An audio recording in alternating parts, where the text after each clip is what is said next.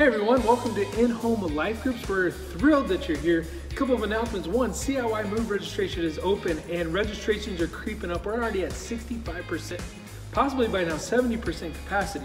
So make sure to register because once we're full, we're going to institute a waiting list and it's not guaranteed that you'll be able to get in. So you don't want to miss this week of CIY July 12th through the 16th. It's going to be great. Now, next Sunday, we are back in the annex for week 4 of Free People. Our middle school pastor, Matt Porritt, is going to be preaching. We are excited about that. But in the meantime, you are in your life groups tonight for week 3. We're going to be talking about how free people make decisions to benefit others. Check it out.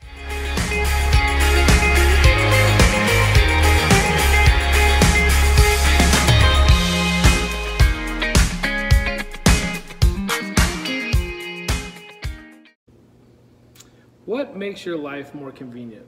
The list is endless, isn't it? You got electric toothbrushes, cars, drive-thrus, phones, headphones, credit cards, Uber, the internet, Netflix. We could go on and on forever. One of my favorites recently is the Roomba. I don't have to vacuum anymore because this little round robot does it for me.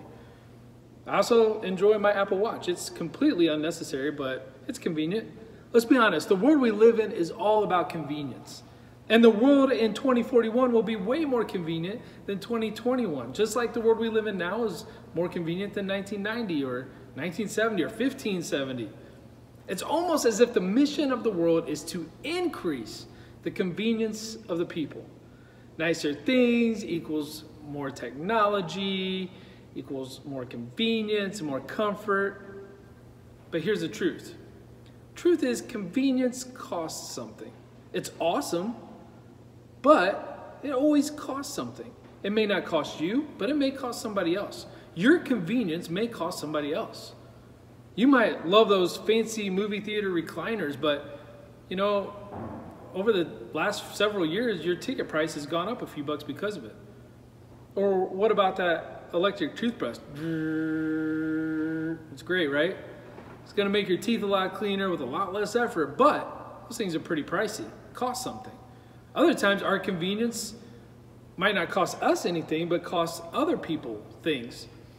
For instance, like I love going to the movie theater and it's easy at the end to throw our popcorn and trash on the ground and say, hey, someone else is gonna pick this up and clean this up. It's their job. So our convenience is costing them maybe some time and effort.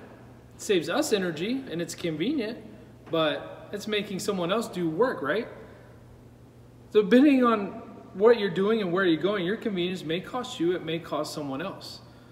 But let's think about our conveniences for a second. You know, a lot of times it's easy to live wrapped up in our minds that our life is all about us and therefore being convenient. And we live with closed fists. And we don't think about others. And you know what? It's actually not a freeing life to do that.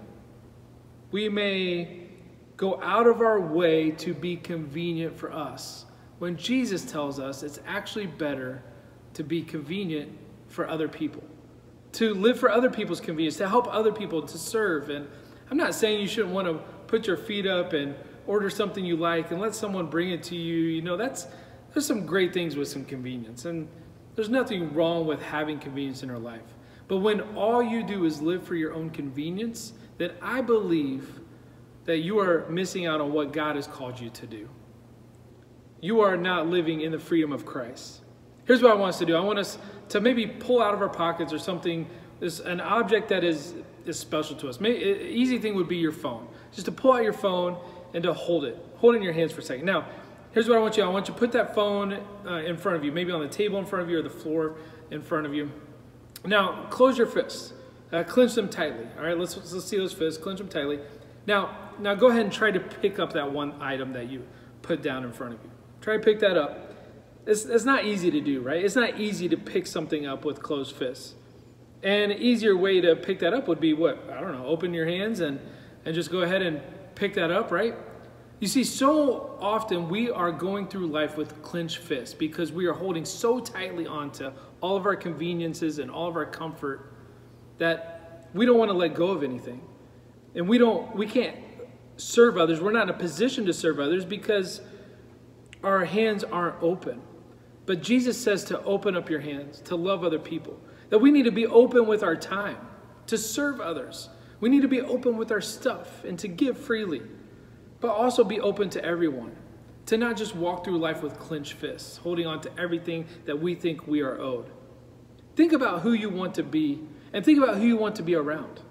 See, nobody is drawn towards people with closed fists. You know, I don't like being around people who don't have their hands open, whose top priority is their own comfort and convenience. If you want to live a life of impact, then open up your hands. Serve. Give freely. Follow the example of Jesus who stepped out of the convenience and comfort of heaven to walk this earth, to die a gruesome death on the cross. And not just with open hands, but open arms, so that we could experience eternal life. And that is the God that we follow. And we cannot effectively follow him with clenched fists, constantly holding on to what we think is ours. You know, I'm actually standing above the Harvester Food Pantry, and each month one of our life groups gets to come in and pack food for students in schools who don't have meals on the weekend. And it's such an awesome ministry, but it's inconvenient. You know how I know it's inconvenient?